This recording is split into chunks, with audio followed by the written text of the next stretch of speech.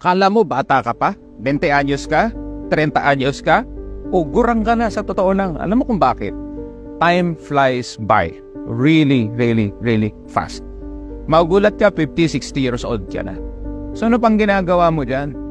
Kung 20 years old ka, 30 years old ka, at wala pang nangyayari sa buhay mo, aba, o dapat may sense of urgency ka na.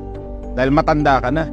Kung ikaw ay pag-gimmick pa rin ngayon, wala ka pa rin na-accomplish na maganda sa buhay mo, hindi mo pa rin pinaglalaban ang pangarap mo, at hindi mo pa rin tinatalo mga kahinaan mo, sasabihin ko sa'yo, lilipas ang panahon, wala ka pa rin.